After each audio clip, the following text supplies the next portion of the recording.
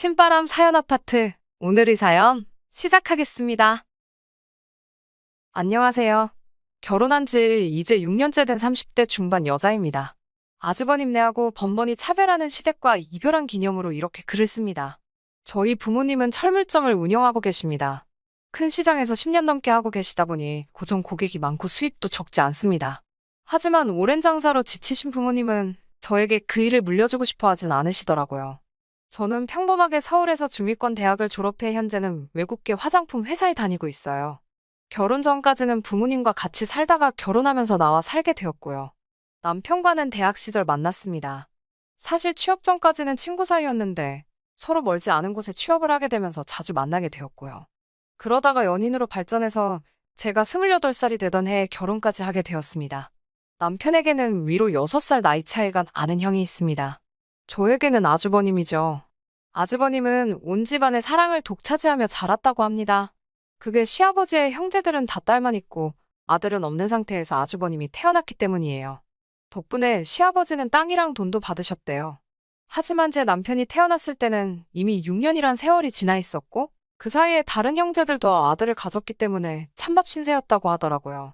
아무튼 그래서인지 시댁에서는 첫 아들이었던 아주버님과 남편에 대한 차별 대우가 굉장히 심했습니다. 결혼 전에도 남편에게 어느 정도는 들어서 알고 있었지만 결혼을 하고 나니 더 눈에 보이더라고요. 저희 시댁은 남편과 아주버님 생일이 음력으로 한 달 가까이 차이가 나는데도 늘 한 번에 하십니다. 아주버님 생일이니까 겸사겸사 너네 생일도 같이 해주는 거나 마찬가지니 와서 먹고 가라는 식이세요. 이 외에도 여러 가지 이유로 남편은 집에 정을 못 느끼더라고요. 하다못해 형인 아주버님이라도 나서서 동생인 남편을 감싸주면 좀 나을 텐데 그런 것도 전혀 없으세요. 늘 본인이 먼저고 조금도 양보할 줄을 모르십니다. 또 한 번은 이런 일도 있었어요.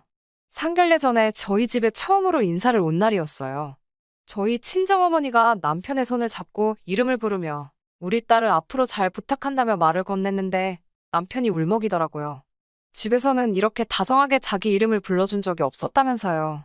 다들 야라고 하거나 성까지 붙여서 부르기만 했대요. 그런데 이렇게 이름으로 불리니 너무 좋다면서 멋쩍게 눈물을 글썽이며 좋아하더라고요. 그런 남편의 모습에 친정부모님은 많이 마음 아파하셨고요. 아무튼 덕분에 친정부모님은 아들 같은 사위를 얻었다고 너무 좋아하십니다. 반면에 사실 아주버님은 늘 자기 멋대로 하고 싶은 대로 하시고 사셨어요. 듣기로는 대학도 다 떨어져서 재수하고 결국 지방에 있는 전문대에 들어갔대요. 그런데 또 수준이 안 맞아서 못 다니겠다면서 한 학기만 다니고 관뒀대요. 그러곤 군대에 갔다 와서는 사업을 한다고 해서 시댁에서 작은 호프집을 차려줬고요. 그런데 결국 1년도 못 가서 말아먹었고 다시 PC방을 한다고 차렸다가 당시 거기서 알바를 하던 형님하고 사고쳐서 결혼했고요. 그 사업도 얼마 가지 못해 말아먹고 이후에는 시아버지까지 같이 대동해서 해물찜 가게를 차리더니 거기서 카운터를 보고 있어요. 시아버님이 물려받은 땅이나 재산을 아주버님이 그런 식으로 탕진하는 데는 오랜 시간이 걸리지 않았다고 합니다. 아무튼 결혼까지의 과정이 순탄하지만은 않았습니다. 다른 많은 부부들이 그렇듯 집을 구하는 과정이 생각보다 어렵더라고요. 결혼할 때 당시 저는 7천만 원을 모았고 남편은 4천만 원이 있었어요. 친정 부모님께서는 힘들게 시작하지 말라고 전세는 해주겠다고 하시더라고요. 그런데 그거 가지고 아주버님네가 난리가 난 거예요. 당시 형님이 임신 7개월 차이었거든요. 곧 애 낳고 해야 되는데 돈은 없고 쓸 곳은 많다고 징징거리던 시기였죠. 당시 아주버님네는 시댁하고 같이 살고 있었어요. 그게 아주버님 본인이 워낙 까먹은 돈이 많다 보니 결국 합가를 하게 된 건데 동생이 처가의 도움으로 아파트 전세를 구하게 생기니까 그걸 받아들이지를 못하더라고요. 형님과 아주버님이 9살 차이라 사실 저보다 나이도 어린데 성질머리가 아주버님하고 똑같아가지고요. 저희더러 형님 부부가 이렇게 고생하며 사는데 저희가 아파트 가서 2다리 뻗고 잘 수나 있겠냐며 말도 안 되는 심술을 부리더라고요. 아무튼 저희는 친정의 도움으로 20평대의 작은 아파트를 전세로 들어갈 수 있었어요. 그런데 그 사실을 알게 된 시댁에서 하루는 저를 호출하더라고요. 사실 시댁이나 친정이나 저희 둘 직장이나 거리가 다 거기서 거기예요. 아무튼 집에 도착하니 아주버님하고 시모가 같이 저를 기다리고 있더라고요. 그러더니 저에게 하는 말이 이제 곧 애도 나오니까 애 좀 클 때까지는 집을 바꿔서 살려고 하시는 거예요. 처음에는 무슨 말인지 이해가 안 돼서 그게 무슨 뜻이냐고 여쭤봤어요. 그러자 너희는 둘이고 얘네는 이제 셋이 될 건데 그럼 당연히 식구가 많은 쪽이 더 좋은 집에 사는 게 맞지 않냐면서요. 그러면서 원래 형한테 동생이 양보도 하고 그러는 거래요. 저더러 외동이라서 그런 형제간의 우애를 잘 모르는 것 같다면서요. 무슨 말도 안 되는 소리인가 싶어서 대답도 안 하고 있었어요. 저에게서 그렇게 하겠다는 대답이 없으니 시어머니께서는 너도 이제 우리 집 식구가 되었으니 시집살이 하면서 며느리 된 도리도 배우고 서로 정도 붙여야 하지 않겠냐면서 그러는 동안만 아주버님네와 집을 바꿔서 사는 게 어떻겠냐고 저에게 물어보더라고요. 친정에서 저 편하게 살라고 해주시는 거니까 그렇게는 안 되겠다고 단칼에 거절을 했어요. 그러자 시모는 그러면 친정에서 집도 해줬으니 너네가 결혼 전에 모아놓은 돈은 당장 필요 없겠지 라고 하시면서 집을 바꾸지 않겠다면 그 돈이라도 빌려달래요. 그 돈으로 지금 시댁 리모델링이라도 좀 하겠다고요. 저는 그 돈도 다 쓸 데가 있어서 어렵다고 안 된다고 말씀을 드렸어요. 그러자 시모의 안색이 싹 변하면서 내가 너 욕심 많은 건 알아봤지만 매정하기까지 하다며 다시 봤다고 하시더라고요. 그거 돈 몇 푼의 사람이 이렇게 다 드러난다면서요. 나중에 들으니 아주버님네하고 형님네가 엄청나게 셈을 냈었대요. 자기들은 갑자기 애가 생겨서 제대로 준비도 못하고 돈도 없이 대충 시작했는데 저희가 하나하나 차곡차곡 해결해 나가는 게 꼴보기 싫었나 봐요. 아무튼 친정 덕분에 저희는 비록 전세지만 리모델링도 하고 가전이랑 가구도 어느 정도 그럴듯하게 구색은 맞춰서 시작할 수 있었어요.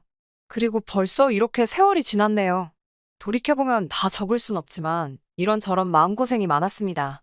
그렇지만 늘 내 할 도리만 하자라는 생각으로 적당한 거리를 지키며 버텨왔거든요.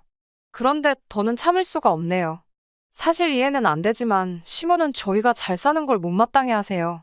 본인 생각에는 이것저것 다 해준 큰아들이 잘 나가야 되는데 큰아들네는 영 시원찮은 거죠. 반면에 저희는 알아서 잘 사니까 그게 배알이 꼴리셨나 봐요. 솔직히 이러나 저러나 둘 다 시어머님 자식인데 왜 그러시는 건지 모르겠지만요. 게다가 형님은 틈만 나면 이것저것 참견하고 간섭하거든요.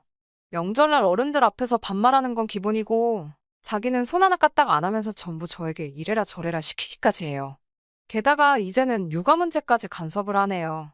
사실 결혼할 때 제가 직장 생활을 하다 보니 혹시 해나 곧 친정의 도움을 받을 일이 생길지도 몰라서 집을 멀지 않은 곳에 구했거든요. 그렇다 보니 시댁에서도 그렇게 멀지 않고요. 결혼하자마자 애를 갖게 되었고 아이가 좀 자란 후부터는 아파트 단지 내에 있는 가정 어린이집에 보내고 있어요. 그러다 제가 승진을 하면서 연봉도 좀 올랐고 욕심이 생겨서 놀이학교로 옮겼어요. 정부 지원을 받을 수가 없어 비용 부담이 있기는 하지만 영어 유치원을 보내는 것보다는 훨씬 저렴하고 무엇보다도 아이가 너무 좋아했기에 아이를 위해 투자한다 생각하고 보내기 시작했어요. 이 사실을 굳이 시댁에 얘기할 필요는 없어서 안 했고요. 그리고 얼마 전 시아버지의 생신이었어요. 원래는 주말에 외식하자고 얘기가 오갔었는데 시모가 주말에 약속이 생겼다며 당일 저녁을 먹자고 하시더라고요. 남편은 회의가 길어져서 좀 늦을 것 같다고 하길래 제가 아이를 하원시켜서 바로 식당으로 갔어요. 형님은 제가 들어가자 저를 쓱 훑어보면서 그까짓 돈 조금 번다고 아주 시부모님 생신도 건성이네? 라면서 바로 비아냥거리더라고요. 어른들 계신 데서 받아치기도 그래서 그냥 죄송해요라고 말하고 자리에 앉았죠. 어른들은 어른들대로 앉아서 음식을 기다리고 저는 형님네 애랑 저희 애를 데리고 키즈놀이방에 있었어요. 그러다가 화장실에 가려고 형님께 애들을 맡겼어요. 그런데 화장실에 갔다가 나오니 형님이 저에게 제 딸이 거기 놀이학교 다니고 있냐고 물어보는 거예요.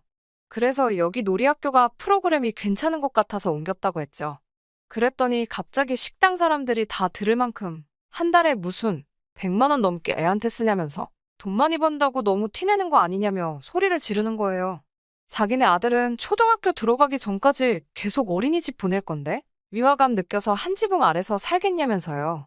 그래서 제가 언제 우리 딸 놀이학교 보낸다고 자랑하길 했냐 아니면 내가 형님을 무시하길 했냐며 왜 화를 내냐고 맞받아쳤어요.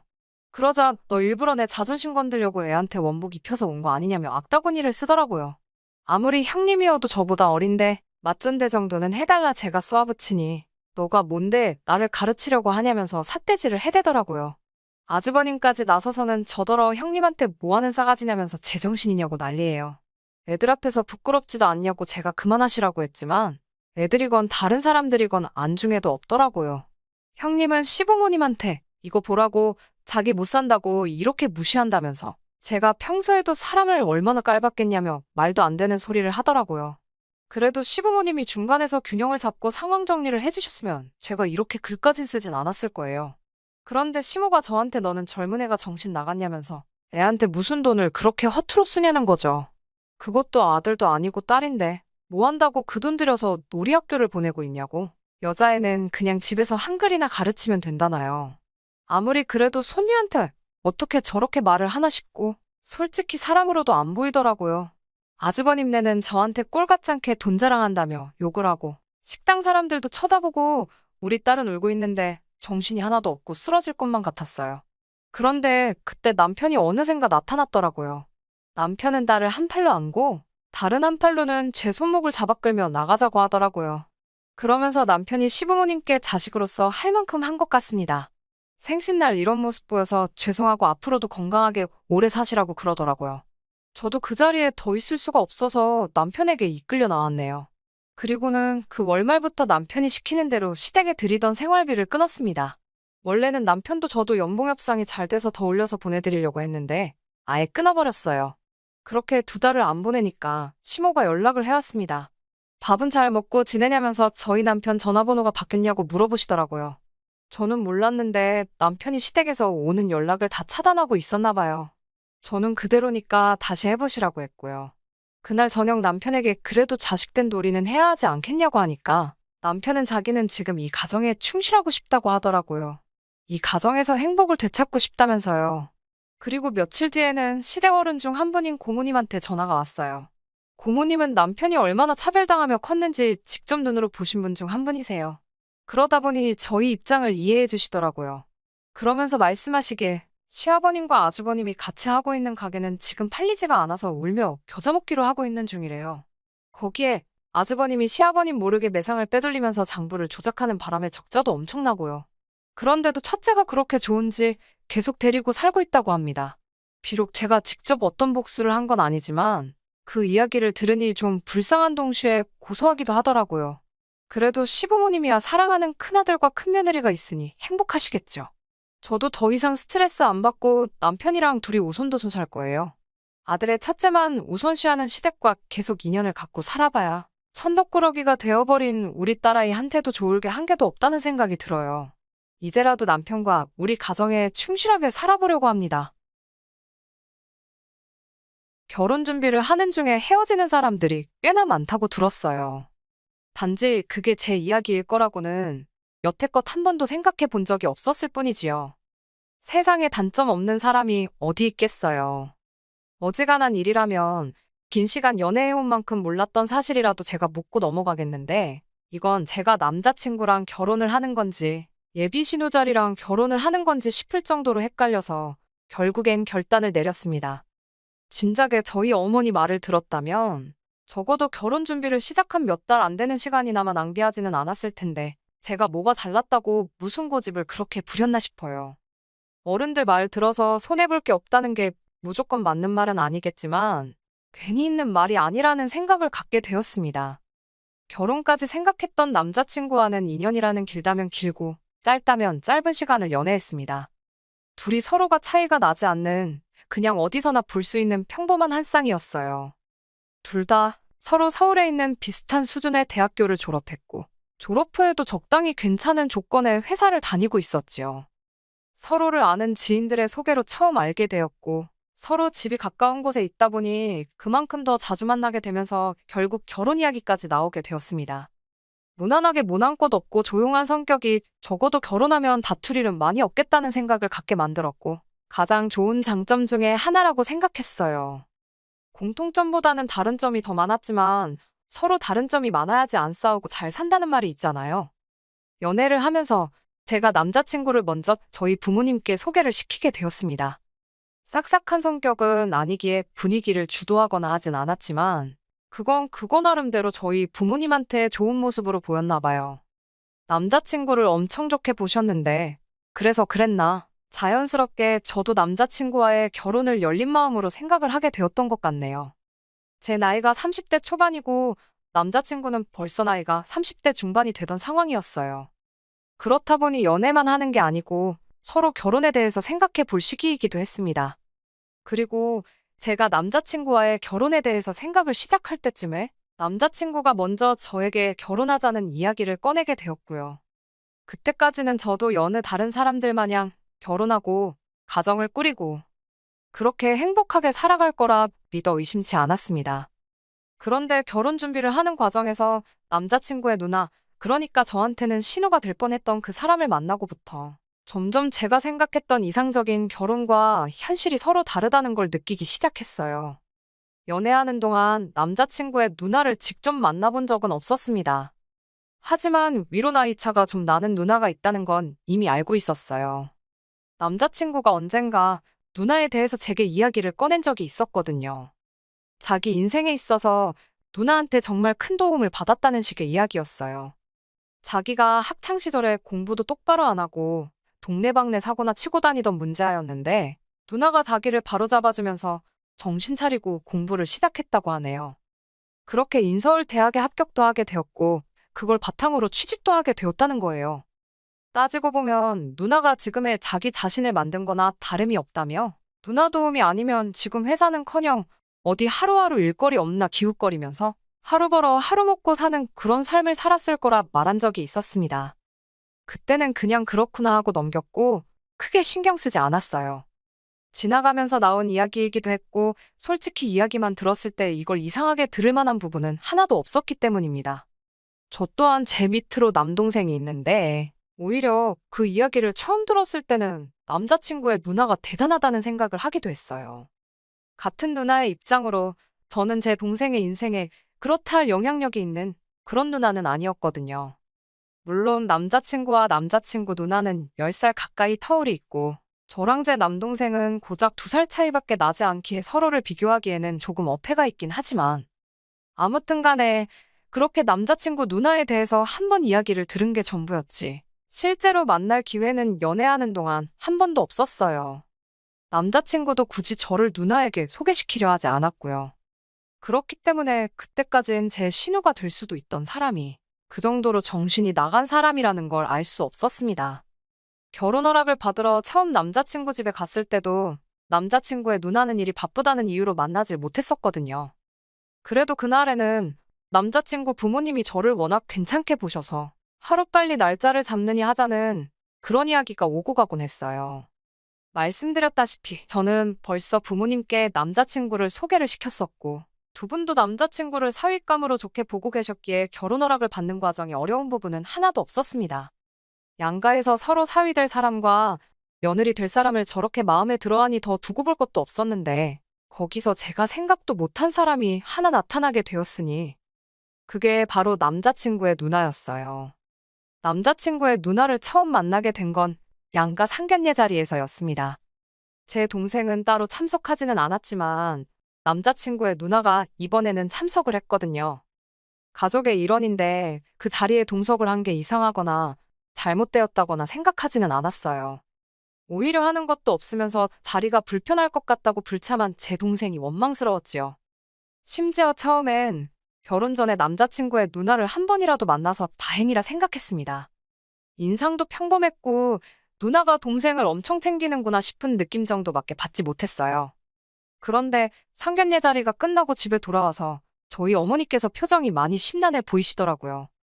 그러더니 저한테 심각한 표정으로 하시는 말씀이 이 결혼을 다시 생각해보면 어떻겠냐는 충격적인 말을 하시더라고요.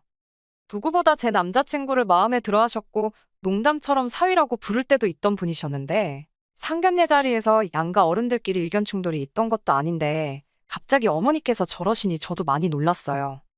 어머니께 방금 상견례 마치고 왔는데 그게 무슨 말씀이시냐 물었어요. 어머니께서 하시는 말씀이 오늘 쭉 보아하니 신우 자리가 아주 보통이 아닐 것 같다고 하시더군요.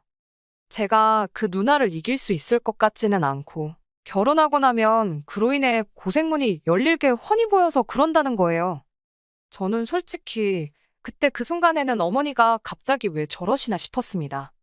이야기 다 끝난 상황에 결혼을 뒤집어 엎어야 한다고 말씀하시는 게 말이에요. 게다가 제가 봤을 땐 그런 느낌은 전혀 없었고 평범하게 우애 깊은 남매의 모습처럼밖에 보이질 않았었거든요.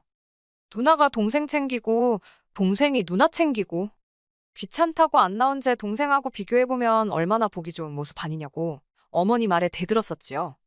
그랬더니 어머니께서 저에게 말하시기를 어머니께서 살아온 세월이 몇 년인데 웬만한 사람들 딱 보면 안다고 하시면서 걱정이 돼서 그런다 하시더라고요. 다른 사람 일도 아니고 니네 큰고모가 딱 그런 신우였다고 하시면서요. 저희 친가 쪽, 그러니까 저희 할머니께서 아들 욕심이 있으셔서 아버지 위로 누나가 4명이나 있어요. 아버지 위로 큰아버지도 계시긴 하는데 아들 하나 잘못되면 어쩌냐며 2번째 아들을 봐야 한다고 해서 그렇게 된 거래요. 아무튼 덕분에 어머니께서는 졸지에 4명의 시누에게서 시집살이를 당하셨다고 해요. 그런데 당시 아버지는 어머니한테 시집살이가 다 그런 거 아니겠냐며 너가 참아라 하는 식으로 따로 중간 역할을 안 해주셨다 합니다. 그도 그럴 게 큰고모와 아버지가 터울이 많이 나서 큰고모가 아버지를 업어 키우다시피 했대요.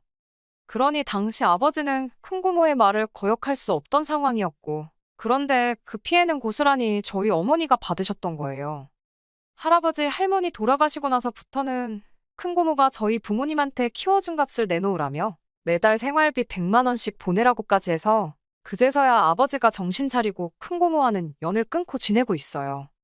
아무튼 그것 때문에 아직도 저희 어머니는 큰고모 이야기만 나오면 치를 떠시는데 어머니 말씀은 큰고모가 딱 그 짝이라고 하시면서 당신이 보낸 고된 시간을 딸인 제가 똑같이 받을까봐 걱정이 된다 하시대요.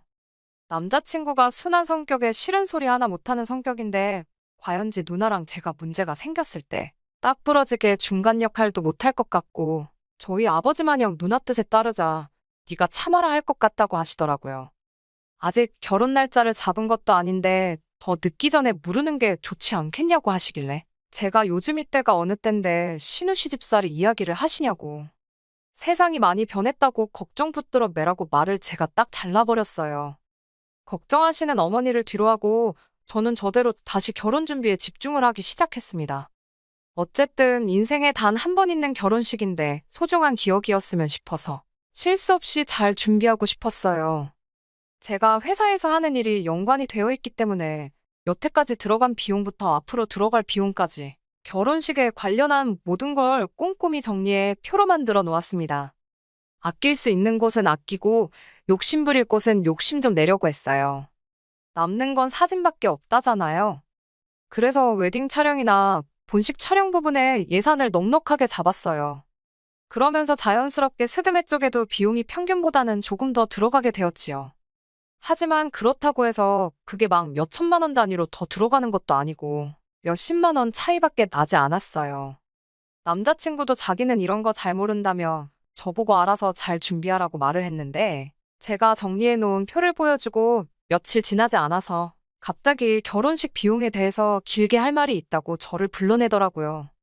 그런데 그 자리에 나가보니 다른 사람도 아니고 남자친구의 누나가 그 자리에 같이 앉아 있었어요. 남자친구의 말은 겸사겸사라고 상견례 때 말고는 누나를 따로 소개시켜준 적이 없지 않았냐며 이참에 누나랑 인사도 시키고 그러려고 불렀다 하대요. 그때부터 촉이 안 좋긴 했는데 역시나 안 좋은 예감이 틀리는 법이 없더라고요. 남자친구의 누나가 제가 남자친구한테 보내줬던 예산을 정리해 놓은 표를 들이밀면서 옳게 될 사람이 씀씀이가 아주 보통이 아닌 것 같아. 신우되는 사람으로 그냥 두고 볼 수가 없어서 한마디 하러 나왔다는 말을 하더라고요. 그때 문득 어머니께서 제게 걱정되었다고 하신 그 말이 떠올라서 아차 싶었습니다. 그리고 제가 준비한 예산을 두고 주저리 꼬투리를 잡기 시작하더라고요. 웨딩홀 식사는 미리 먹어봤느냐 하는 사소한 잔소리로 시작해서 본격적으로 시비를 걸어오기 시작했어요. 저도 여기저기 알아봤고 결혼식 비용에 신혼여행까지 포함해 2천이면 평균적인 비용이라고 알고 있었는데 돈을 물 쓰듯이 쓰네. 어쩌네 하면서. 내 결혼식인데도 마치 자기가 결혼하는 것 마냥 이것도 잘 알아본 것 같냐. 저건 너무 비싼 거 아니냐 하면서 자기 말만 들으면 결혼식 비용을 반으로 줄여주겠다니 어쩌니 허세를 다 부리더라고요. 결혼식 영상이니 웨딩 사진이니 결혼하고 나서 아이라도 태어나 보라고 그런 거 보면서 추억에 잠길 여유 같은 게 없는 것이 현실이라면서 쓸데없는 데다가 거금을 쓰지 말라더라고요. 시간을 돌릴 수가 있으면 자기는 웨딩 사진부터 생략하겠다나 어쩐다나요. 그러더니 스드메도 자기가 다니는 동네 미용실 언니한테 부탁할 테니 그 사람한테 받으라고 하고 촬영도 자기 지인 중에 사진 아주 기가 막히게 찍는 사람이 있다며 그 사람한테 부탁을 하겠다는 겁니다. 돈 아끼는 것도 좋지만 각자 분야의 프로페셔널들이 있고 저도 다 알아보고 진행한 건데 뭐 저렇게 감노하라, 배노하라 하는 건지. 그런데 그 와중에 남자친구도 지 누나 말에 고개를 끄덕이면서 이렇게 돈을 아낄 수 있는 부분이 많았냐고 하면서 역시 경험을 무시할 수는 없다면서 누나 대단하다고 엄지를 축혀 올려 세우고 있더라고요. 애초에 내가 내 결혼식을 어떻게 하는 건 이제 더 이상 중요한 문제가 아닌 듯 싶었어요. 제가 알아서 하겠다는 말을 하기도 전에 그럼 스드메랑 촬영은 이렇게 넘어가면 되고 하면서 다음 할 말을 또 끄집어내더라고요. 저희가 생각해둔 결혼식 날짜가 내년 3월 중순쯤 추위가 살짝 풀릴 때쯤에 올릴 계획이었어요. 그런데 신우가 날짜를 듣더니 결혼식까지 아직 5개월이나 더 남지 않았냐며 시간을 아끼려면 지금 임신을 해야 한다고 하는 겁니다. 남자친구도 30대 중반이면 이른 나이가 아닌데 뭐 여자 나이 30대 초반이면 늦은 거라고 아이한테 안 좋은 영향이 있을 수도 있다면서 하루라도 유전자가 젊을 때 아이를 가져야 한다는 거예요.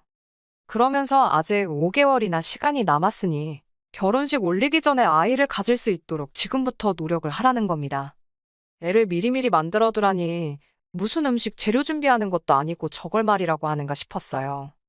이미 어머니 말씀이 떠올라서 이 결혼은 어머니 말대로 뒤집어 엎어버리는 게 맞구나 하는 생각이 들었습니다만 그래도 뭐라 한마디 해주기 전까지는 제 속이 풀리지 않을 것 같아서 어디 얼마나 더 선을 넘으려고 그러나 보자 싶어서 자리를 지키고 앉아 있었어요. 아니나 다를까 저한테 결혼 자금으로 모아놓은 돈에 대해서 묻더라고요. 제가 모은 돈이 1억, 남자친구가 모아놓은 게 1억 4천이었거든요. 이미 남자친구와는 서로 얼마 모았는지를 오픈해 놓은 상황이었고 그 예산에 맞춰서 제가 주도적으로 예산을 짜고 있던 상황이었지요.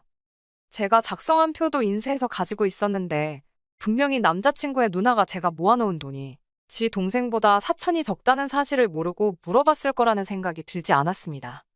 아니나 다를까 결혼식 비용으로 돈을 저렇게 흥청망청 써제끼는데 모아놓은 돈이 많을 리가 없지 그러면서 저를 앞에다 두고 제 흉을 보더라고요. 결혼 후에는 얼마나 낭비가 심할지 눈에 보인다고 하면서 참으로 걱정이라는 거예요. 결혼 전이랑 후는 완전히 다른 거라면서 지금 쓰듯이 돈 써버릇하면 거짓골을 피하지 못할 거라는 겁니다. 그러면서 올케가 잘 모르는 것 같아서 그러는데 현실을 깨우칠 때까지 내가 돈을 관리해줄게. 이러는 겁니다. 생활비는 필요할 때마다 자기한테 타쓰고 그러면 자기가 영수증 검사도 하게 될 테니 자연스럽게 허튼 데다가 돈 쓰지 않고 과소비 안 하는 버릇이 들을 거라는 거예요. 말인지 똥인지도 구분이 힘든 소리를 줄줄 늘어놓고 있으니 저도 점점 빠져들더라고요. 이 개소리에 향연의 끝이 있을까 싶어서 얼마나 더 떠들 수 있나 지켜보기로 했어요. 남자친구의 누나는 저희들한테 고마운 줄 알라며 하나뿐인 동생 위해서 자기가 바빠서 그럴 시간이 없지만 돈 관리를 해주기로 결심을 했다고 하는 거예요.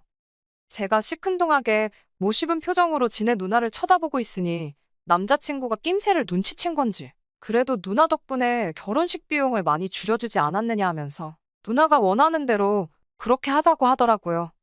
사실 여태까지 자기가 1억 4천이라는 거금을 모을 수 있던 것도 다 누나가 자기 대신 돈을 관리해줘서 그렇다고 하면서 누나가 돈 관리해주는 능력이 엄청 탁월하다고 믿고 맡길 수 있다는 겁니다.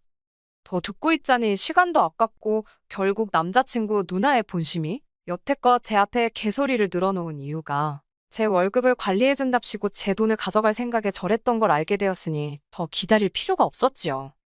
그래서 남자친구 누나한테 여태껏 가스라이팅을 한 이유가 고작 동생 결혼하고 나서 동생 월급에 동생 와이프 월급까지 손에 쥐고 흔들고 싶어서 그런 거였냐고 했습니다. 가스라이팅은 무슨 가스라이팅이냐며 자기가 좋은 마음으로 해주는 건데 말버릇이 왜 그러냐고 받아치더라고요. 남자친구 누나한테 그 별것도 없는 새치어로 남의 월급을 통으로 가져가고 싶으면 좀 더 생각이란 걸 해봐야지 않냐고 잘 좀 생각해보라고 했지요. 남자친구가 저보다 모아놓은 돈의 액수가 많은 건 사실입니다만 남자친구나 남자친구 누나가 생각하지 않은 게 하나 있어요. 남자친구랑 제가 6살 차이가 납니다. 군대 다녀온 걸 감안하더라도 저보다 4년을 더 사회생활을 했고요. 그러니 따지고 보면 제가 돈을 더 많이 모은 거나 마찬가지잖아요. 남자친구 누나한테 그건 알고서 내 씀씀이를 가지고 뭐라 하는 거냐 따지니 어디서 꿀을 훔쳐먹고 왔는지 벙어리가 돼서 아무 말도 못하고 있더라고요. 남자친구한테도 안타깝게도 우리 결혼 준비는 오늘부로 여기서 전부 끝내야 될 것 같다고 파혼 선언을 해버렸습니다. 한마디 더 덧붙여서 남자친구에게 가만 보니 내가 니네 누나보다 돈 관리도 훨씬 잘하는 것 같은데. 니네 누나한테 맡길 거면 내가 수수료 조금만 가져갈 테니 나한테 맡기는 게 어떻겠냐 말했어요. 남자친구는 많이 혼란스러운 표정이었습니다. 솔직히 여태 만나온 시간이 있어서 그랬나 안타까운 마음이 들긴 했지만 평생 남자친구 누나한테 휘둘리며 사는 결혼 생활을 택하는 것보단 파혼이란 결정이 100번 옳다 생각했습니다. 마지막으로 남자친구한테도 정신 똑바로 차리라고 한마디 했어요. 파혼을 결정하는 데 있어서 일을 크게 만든 건 니네 누나가 맞지만 결정적인 역할을 한 건 앵무새마냥 누나 말이 맞다고만 대답하고 있는 당신 모습에 크게 실망을 해서 그런 거라고요. 그러니까 이 파혼을 가지고 누나를 원망할 게 아니라 자기 자신을 가장 원망해야 하겠다 쏘아붙이고는 자리를 박차고 나왔습니다. 일이 이렇게까지 될 줄은 몰랐지만 어머니 말씀에 진작에 귀 기울일 걸 그랬어요. 그러면 이런 꼴도 안 봐도 되고 시간도 많이 아꼈을 거 아니에요. 집에 도착해 자초지종을 이야기하니 그래도 결혼해서 이혼하는 것보다 파혼이 낫지 않냐면서 어머니께서 잘했다 하시더라고요.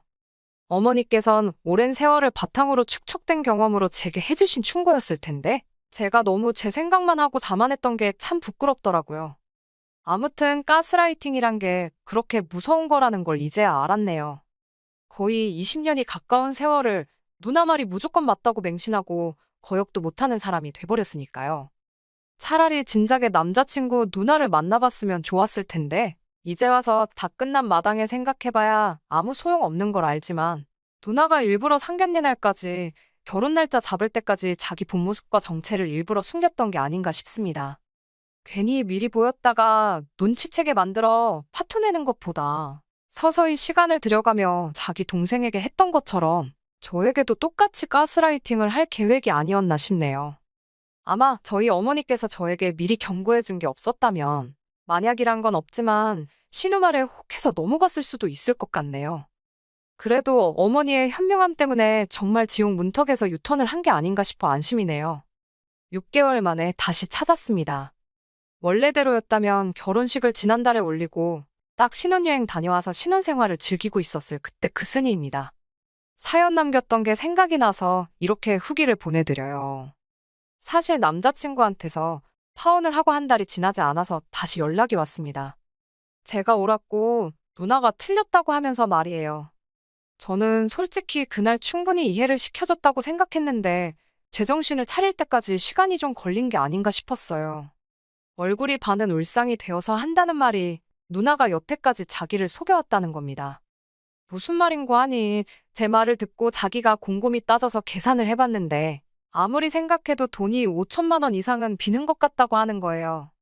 자기가 자취를 하고 있었지만 뭐 취미가 있는 것도 아니고 술을 즐기는 것도 아니라서 생활비라고 별로 드는 것도 없는데 자기가 10년이 넘는 세월 동안 벌어들인 돈만 계산해봐도 1억 4천이면 돈이 너무 적다 싶었다네요. 그래서 지 누나한테 자기 돈을 관리한 내역을 좀 보고 싶다고 물어봤는데 누나가 보여준다 하면서 차일피일 미루다가 남자친구가 집까지 찾아가니 따로 관리한 내역을 적어놓은 게 없다는 식으로 나왔다는 겁니다. 알고 보니 그동안 남자친구 누나가 야금야금 남자친구 돈에서 자기 필요한 데다 쓰고 애들한테 쓰고 놀러 다니고 뭐 그랬던 사실을 알게 되었다네요. 그래서 이제 다 깨달았다고 누나랑은 연을 끊었고 이제 제가 하자는 대로 할 테니 다시 시작하자고 하는 겁니다. 그래서 남자친구한테 이제라도 정신 차려서 다행이고 다시 시작할 마음은 없으니까 다른 사람 찾아보라고 한마디 해줬네요. 결국 스스로 잘해볼 생각은 없고 누나 대신으로 찾은 게 저니까 제 말 듣고 살겠다는 거잖아요. 자기 스스로 생각해서 결정도 못 내리는 그런 사람하고 살아봐야 좋을 거 하나 없고 저러다 또 언제 누나 품에 돌아갈지 누가 알겠나 싶어서 내 사전에 두 번째 기회란 없다고 그냥 잘 살려고 했습니다. 그렇게 영영 이별하게 되었는데 아쉬운 건 하나도 없네요. 그냥 속이 후련할 따름입니다. 안녕하세요. 매번 사연을 듣기만 했는데 오늘은 제 이야기를 해보러 왔습니다. 어떻게 시작해야 할지 조금 두서가 없더라도 이해해주세요. 저와 남편은 결혼 전문 중개업체를 통해 만난 사이입니다. 제가 어디 부족하고 그래서 업체를 통해 남자를 만난 건 아니고요. 저와 가치관과 성향이 비슷하면서도 어느 정도 조건도 잘 맞는 그런 남자를 주변에서나 지인을 통해서는 찾기가 쉽지 않더라고요. 괜히 시간 낭비하는 것도 싫고 여러 가지로 업체를 통하는 편이 저에게 유리하겠다 싶어 내린 결정이었습니다. 그렇다 보니 저와 남편의 조건을 이야기하고 제 사연을 시작하는 게 좋을 것 같네요. 일단 저희 친정부모님께서는 서울에서 한의원을 운영하고 계십니다. 서울의 한의원이 한두 개는 아니지만 그래도 제법 이름난 한의원을 하고 계세요. 저는 현재 중학교에서 영어를 가르치고 있습니다. 재벌은 아니어도 비교적 유복한 환경에서 어려움 없이 자랐고 그 점에 있어서는 항상 부모님께 감사하는 마음이에요. 업체를 통해 남편을 소개받을 당시 남편의 부모님은 사업가라 했습니다. 그리고 남편은 진급을 앞두고 있던 구급 공무원이었고요. 솔직히 말해서 이전에 업체에서 주선해 주었던 남자들과 비교했을 때 남편의 조건이 특출나게 나은 건 아니었지요. 하지만 그럼에도 불구하고 남편과 부부의 연을 맺게 된 건 남편의 성실하고 우직한 성격이 제 마음을 사로잡았기 때문이에요. 하지만 막상식을 올리고 나서 남편에 관한 많은 것들이 거짓이었음을 알게 되었습니다. 일단 어머님, 아버님이 사업가라는 건 그건 참 사업장의 규모라던가 직원 등을 제가 좀 더 꼼꼼히 따져봤어야 하는데 업체 말만 듣고 대수롭지 않게 넘긴 것이 화근이었어요. 아버님이 말씀하신 사업이란 건 아버님 자신과 어머님까지 포함하여 총 직원 수 4명의 가게였지요. 제가 남편에게 왜 처음부터 솔직히 말하지 않았냐 물으니 사업이라는 게 눈에 보이는 게 전부가 아니랍니다. 어떻게 결혼 전에 이런 걸 눈치채지 못했을 수 있냐? 만약에 그렇게 물어보신다면 저도 억울하지만 할 말이 있습니다. 저와 남편은 일단 반반 결혼을 했어요. 제가 먼저 반반 결혼을 하자고 했고요. 괜히 시작부터 도움을 받고 그걸로 발목 잡혀 이리저리 끌려다니며 살기 싫었거든요. 물론 친정부모님께선 그래도 남자 쪽에서 집을 해오고 우리 쪽에서도 혼수랑 예단을 그 수준에 맞춰서 해가면 소위 끌려다닐 일은 없을 거라고 하셨지만 그냥 깔끔하게 저는 제 능력으로 남편은 남편 능력으로 그렇게 두 사람이 힘을 합쳐 시작하면 일이 훨씬 편하지 않겠나 싶었거든요. 그래서 소위 시부모님의 재력을 엿볼 기회가 없었네요. 아무튼 지나간 일을 탓해서 무엇하겠나 싶어 이미 결혼식은 올렸고 앞으로 잘 살면 된다고 생각했습니다. 그래서 남편에게도 지난 일을 문제 삼아 흠을 잡거나 따져묻거나 그런 행동은 하지 않았어요. 하지만 오히려 제가 너무 순순히 단념을 해서 그랬던 건지 결혼한 지 한 달도 채 되지 않아서부터 어머님께서 자꾸 저를 자극하시더라고요. 처음 시작은 보약이 문제였습니다. 원래도 체력이 좋은 편이 아닌데 결혼을 하고 나니까 체력이 더 떨어지는 게 느껴지더라고요. 부모님과 같이 살 때는 솔직히 제 몸 하나만 신경 쓰면 됐지. 제가 살림이며 요리며 할 이유가 없었어요. 집에 일을 도와주러 오시는 분도 계셨고. 그런데 결혼을 하고 나니까 해봤자 티도 안 나는 그렇지만 안 할 수 없는 잡다한 일들이 많더라고요. 그렇다고 남편이 아예 살림을 모른 척 한 거는 아니에요. 그 사람도 그 사람 나름대로 하기는 했는데 그 사람도 안 하다 하는 일이라 그런지 한다고 해놓은 걸 봐도 제 성에 차질 않았습니다. 제가 독박 살림을 했다 뭐 그런 건 아니지만 그래도 결국엔 제가 해야 하는 일이 많았어요. 그렇다 보니 순식간에 3kg도 넘게 빠졌고 그런 제 모습을 본 친정부모님께선 걱정을 많이 하셨지요. 당장이라도 일하는 사람을 하나 쓰라며 친정어머니께서 야단이셨지만 솔직히 어쨌든 처음으로 독립을 했고 제 살림이다 생각하니까 남의 손을 빌리기가 싫더라고요. 그러자 친정아버지께서 그러면 보약이라도 한 채 해주겠다 하셔서 그럼 그건 감사히 먹겠다 했습니다. 그렇게 보약 한 채를 받아서 집 냉장고에 넣어뒀어요. 그런데 며칠 뒤 하루는 연락도 없이 어머님께서 오셨습니다. 사실 어머님 아버님은 당신들이 속인 게 절대 아니라며 업체 탓을 하셨지만 업체에서는 업체대로 어머님 아버님이 자기들을 속였다며 서로 탓을 하던 상황이었거든요. 제 추측이지만 이후로 어머님께선 제가 그 일로 인해 당신이나 아버님 혹은 남편을 무시하는 건 아닌지 아주 눈에 쌍심지를 켜고 저를 감시하는 것 같더라고요. 그래서 아무 때나 연락하시고 찾아오시고 하지만 어찌됐건 남편과 결혼을 결심한 건 제가 내린 선택이었고 저는 제 선택에 책임을 지는 성격이었기 때문에 어머님의 행동들이 이해가 되질 않았네요. 아무튼 그렇게 찾아오신 어머님께서는 마치 제 흠이라도 잡으려고 작정이라도 하신 듯 화장실이며 부엌이며 다 살펴보기 시작하셨습니다. 당연히 마음에 안 드셨을 거예요. 남편이나 저나 일이 많아서 청소고 뭐고 할 정신도 없었고 그저 사람 사는데 이 정도면 됐다 싶은 수준만 유지하고 있었으니까요. 그리고 아니나 다를까 냉장고를 열어보신 어머님께서는 혀를 차셨습니다. 어떻게 가정주부가 냉장고를 이렇게 텅텅 비워둘 수가 있냐며 잔소리를 하시길래 어머님 제가 전업이 아니고 일을 하지 않냐며 대꾸를 했어요. 오히려 퇴근은 남편보다 제가 더 늦는다고요. 그러자 어머님께선 그러면 아침에 일찍 일어나면 되지 않냐고 하시더니 아니면 너네 엄마한테라도 해달라고 하라시는 거예요. 황당해서 저희 어머니도 일하시지 않냐고. 그러지 말고 어머님이 좀 해주세요. 그랬습니다. 어머님은 점심 드시고 출근하시니까 오전에는 시간 많으시지 않냐고요. 그러자 어머님께선 어이가 없다는 듯 저를 쳐다보시더니 어떻게 며느리가 시애미한테 반찬해달라는 소리를 하냐며 참 뻔뻔하답니다. 그리고는 다시 냉장고를 살피시더니 신성칸에 넣어둔 제 한약을 발견하시고는 이게 뭐냐고 물으시대요. 잠시 거짓말을 할까 생각도 했지만 저희 아버지가 저 먹으라고 해준 건데 거짓말할 이유가 있나 싶어서 순순히 말씀드렸어요. 제가 몸이 안 좋다 하니 아버지가 지어주셨다고요. 그러자 어머님께서는 정말 똥 씹은 얼굴을 하시더니 일은 너만 하냐고 물으시대요. 제가 그게 무슨 소리냐는 표정으로 어머님을 쳐다보니 네 남편은 노냐고 남자가 더 피곤하지 여자인 네가 나가서 일을 하면 얼마나 한다고. 어머님의 무식한 소리에 어이가 없었지만 저는 공손한 자세로 그러면 어머님께서 남편 보약 한 제 해주시라 대답했습니다. 그러자 어머님께선 아니 장인이 한의사인데 그걸 돈 주고 왜 지어 먹냐입니다. 어이가 없었지요.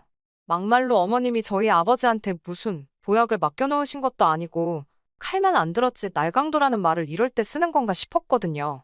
하지만 어머님하고 그런 거 따져서 뭐하나 싶어서 알겠다고 아버지께 말씀드려서 김서방 보약도 해드리라고 하겠다 했습니다. 어머님께서 돌아가신 후 아버지께 연락을 드려 방금 있었던 일을 말씀드렸습니다. 그러자 아버지께서는 오히려 당신이 센스가 없었다며 김서방이 많이 서운해했을지 걱정을 하시더라고요. 그래서 그런 걸로 서운해할 사람은 아니라고 말씀드렸지요. 아버지께서는 내친 김에 사돈들 보약도 해드려야겠다며 저더러 시부모님께 잘하라 하셨습니다. 사실 처음에 시댁이 조건을 속인 게 드러났을 때 저희 친정부모님께서도 많이 속상해 하셨어요. 결혼 중개업체를 고소를 해야 하는 거 아니냐는 소리까지 나왔으니까요. 하지만 결국엔 저처럼 저희 친정부모님께서도 꼼꼼히 살피지 못한 당신들을 탓하셨습니다. 솔직히 지금 와서 생각해본들 의미는 없지만 저희 어머님 아버님 특히 어머님께서 작정을 하고 저와 저희 부모님을 속인 게 아닌가 싶기도 해요. 처음 인사를 드리러 갔을 때도 집이 아닌 모 호텔에서 보자고 하셔서 시부모님이 사시는 집을 결혼 전까진 한 번도 가볼 수 없었고요. 만날 때마다 비싼 옷을 입고 명품백을 들고 나오셨는데 그게 짝퉁이거나 지인에게 빌린 것들일 거라곤 누가 상상이나 할 수 있었겠어요? 심지어 저에게 당신 며느리가 되어주기로 해서 고맙다며 용돈으로 쓰라고 현찰로 500만 원을 주셨는데 그것도 알고 보니 남편이 모아둔 돈의 일부였으니까요. 아무튼 이 모든 것을 감내하고도 지키려던 결혼이었습니다. 남편을 너무 사랑해서 그랬다고 하면 솔직히 거짓말이고 앞서 말씀드린 대로 제 책임감과 동시에 주변 사람들의 눈이 두려웠기 때문이에요. 하지만 결국엔 이렇게 남편과 갈라서기로 마음을 먹었습니다. 그리고 단언컨대 이 모든 건 어머님의 욕심에서 비롯된 게 맞아요. 어머님이 말씀하신 대로 남편뿐만 아니라 어머님 아버님까지도 보약을 해드렸습니다. 솔직히 이 정도 갔으면 시댁에서도 저희 부모님께 최소한의 성의 표시는 해야 한다고 생각했지요. 하지만 성의 표시는 고사하고 오히려 말도 안 되는 소리를 하셨더라고요. 며칠 뒤 친정어머니께서 전화를 걸어오셨습니다. 방금 사돈이 왔다 가셨다며 알고 있었냐고요. 저는 전혀 몰랐다고 혹시 무슨 일이라도 있었는지 여쭙습니다. 그러자 친정어머니께서 몹시 불쾌한 목소리로 충격적인 이야기를 털어놓으셨어요. 저희 시어머니께서 5사람치의 보약을 주문하셨답니다. 신우가 시집을 간다는데 그 예비 시댁에 선물할 거라면서요. 어이가 없는 건 그 한약을 모두 공짜로 해달라고 그랬답니다. 사돈 처녀 시집 가는데 그 정도는 해주실 수 있는 거 아니냐며 듣고 있는데 진짜 어이가 없더라고요. 저는 일단 친정어머니께 그 부탁 안 들어주셔도 된다고 절대로 내리지 마시라 했습니다. 하지만 친정어머니께서는 마음 같아선 당연히 안 해주고 싶지만 그랬다가 당신 딸 그러니까 제가 미움이라도 사면 어쩌나 싶어서 걱정이라셨어요. 그런 어머니께 저는 다시 한번 제가 어머님과 잘 이야기할 테니 마음 쓰지 마시라고 말씀드렸고요. 분한 마음을 삭히고 있는데 퇴근한 남편이 집에 들어오대요. 저는 남편더러 시댁에 가자고 했습니다. 그러자 남편은 연락도 안 드리고 이렇게 가면 어머님께서 안 좋아하실 거라고 이제 막 퇴근하고 들어오셔서 피곤해 하실 거랍니다. 저는 됐다고 어머님도 아무 때나 오시니까 그냥 가자 했습니다. 상황이 심상치 않음을 느꼈는지 남편도 저를 더는 말리지 못하더군요. 그렇게 차로 30분 정도 달려 시댁에 도착했습니다. 어머님께서 어이가 없다는 듯 현관을 열어주셨어요. 피곤하신 거 안다고 저희도 피곤하니 본론만 말씀드리겠다 했습니다. 그러자 어머님께선 제가 말하는 태도를 흠잡아 벌써 한마디 하려고 하셨지만 제가 먼저 말을 이어갔어요. 저희 친정부모님께 무슨 신우예비 시댁 식구들 한약을 지어달라 하셨다는데 그게 사실이냐고요. 그러자 어머님께선 그걸 벌써 너네 엄마가 너한테 얘기했냐면서 생각보다 입이 싸네. 그러시는 거예요. 제가 정색을 하며 아무리 사돈지간이어도 저희 어머니가 어머님보다 나이도 한 살 더 많으시다고 말씀 조심해달라 했습니다. 어머님께서 어이가 없다는 듯 저를 쳐다보셨지만 저는 무시하고 말을 이어갔어요. 보약을 하실 거면 돈을 내시라고 저희 부모님한테 한약 맡겨놓으셨나고 물었지요. 그러자 신우가 나서서 저한테 한 소리 하더군요. 신우는 남편보다 2살이 많고 이번이 2번째 결혼이에요. 신우가 저더러 하는 말이 시집 온 지 1년은커녕 반년도 안 된 며느리가 시어머니 무서운 줄을 모르고 멋대로 밤중에 시댁에 찾아와서 따박따박 따지는 법이 어디 있냐입니다. 저는 신우에게 잘 모르면 빠져 있으라 했어요. 그리고 신우예비 시댁 보약은 도대체 누구 머리에서 나온 생각이냐고 혹시 형님이 어머님 떨어 해달라고 했냐고 따졌습니다. 그러자 신우가 해달라고 할 수도 있는 거 아니냐며 한가족끼리 그런 거 하나 못 해주냐고 그래요. 어이가 없어서 저희 부모님이랑 형님이랑 한가족이냐고 정말 그렇게 생각하냐고 물었습니다. 그러자 신우도 뭐라 말은 못하고 시근덕거리기만 하더라고요. 집으로 돌아오는 길에 남편이 저에게 말을 붙이대요. 아무리 그래도 그렇지 신우나 시어머니나 다 저한테는 윗사람인데 말을 너무 막 하는 거 아니냐면서요. 저는 어머님이 먼저 우리 친정부모님을 뭘로 보셨는지 경우 없이 행동하시더라. 지금 나한테 한 말 그대로 어머님께 가서 먼저 하고 오라 했습니다. 그리고는 그렇게 못할 것 같으면 내 편 못 들 것 같으면 가만히 중간이나 잘 지키고 있으라고 써붙였네요. 그리고는 얼마간 조용했습니다. 어머님이 화가 단단히 나셨는지 연락이 없으셨는데 그게 그렇게 편하더라고요. 물론 그 평화가 오래가지는 않았지만요. 퇴근 준비를 하고 있는데 친정어머니께서 이게 무슨 일인지 모르겠다며 연락을 해오셨어요. 무슨 일인가 들어보니 어떤 가족이 와서는 저희 아버지가 지은 한약을 먹고 온몸에 두드러기가 났다며 난리를 치더랍니다. 그런데 먹다 남은 거라며 들고 온 한약 봉지를 보니까 저희 부모님 한의원 게 아니더래요. 그런 한약은 만든 적이 없다고 하니 믿지 않아서 실제로 한의원에서 쓰는 봉지를 다 보여주고 난리가 났었다고요. 그 가족이 저희 부모님 한의원을 고소하겠다 하길래 그러라 했답니다. 듣고 있는데 어이가 없어서 정말 이 한의원에서 직접 산 게 맞는지 물어보셨냐니까 선물 받았다고 하더랍니다. 그러면서 그 사람들이 선물 받을 때 받은 명함이라고 보여주길래 사진을 찍어뒀다며 저에게 그 사진을 보내주셨어요. 그런데 사진을 확인한 순간 이 모든 일이 어떻게 벌어진 일인지 퍼즐 조각이 맞춰지더라고요. 그 명함은 제가 어머님께 드린 거였습니다. 언젠가 어머님이 부모님 한의원 명함 좀 달라시길래 급한 대로 제가 가지고 있던 걸 드렸거든요. 그런데 그 명함이 처음에 시범으로 몇 장 뽑았던 거라 전화번호 하나가 잘못 나와서 제가 임의로 수정을 해놨었지요. 그런데 사진 속 명함이 바로 제가 수정한 그 명함이더라고요. 저는 바로 시댁으로 달려갔고 아니나 다를까 어머님께서 절 붙들고는 잘 왔다며 저 때문에 지금 사단이 났답니다. 그게 무슨 말씀이시냐 하니 하시는 말씀이 저희 집에서 보약은 안 해준다 하지. 그런데 신우예비 시댁에는 보약을 해서 보내겠다고 호언장담을 했지. 결국 고심 끝에 인터넷에서 보약을 사셨다대요. 그리고는 신우예비 시댁에다간 저희 부모님 한의원 명함을 같이 주면서 이 사람들이 당신 사돈인데 아주 신경 써서 만들었다며 선물을 하셨다는 거예요. 한마디로 원산지도 모르는 어디 싸구려 한약재에다 저희 부모님 이름을 판 거지요. 너무 화가 나고 속상해서 어머님께 어떻게 그러실 수가 있냐고 따졌습니다. 어머님께선 미안하게 됐다면서도 그러면 넌 네 신우가 시집도 못 가고 저렇게 평생 혼자 늙어 죽었으면 좋겠냐입니다. 그런 어머님의 뻔뻔한 태도에 전 할 말을 잃었고, 어머님께서는 기왕 이렇게 된 거 한 번만 더 신세 좀 지자시대요. 어처구니가 없어서 뭐라 대꾸도 안 하고 있는데 하시는 말씀이 저희 부모님 따라 그 남자 식구들한테 선물 받은 그 한약은 당신들이 지은 게 맞다고 좀 해달래요. 곧 나을 거라는 말도 좀 해주고요. 말 같지도 않은 어머님의 말씀에 정말 뭐라 해야 할지 저는 어머님께 제정신이시냐 했습니다.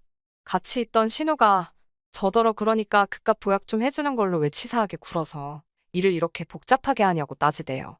저는 신우한테 분수에 맞는 사람이나 만나라고 괜히 네 부모 등골 빼먹지 말라고 쏴붙였습니다.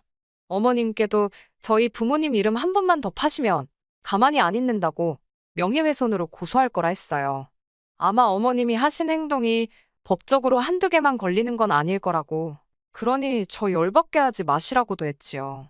그러자 어머님께서는 제가 시댁 알기를 뭐같이 안다며 진작에 알고 있었답니다.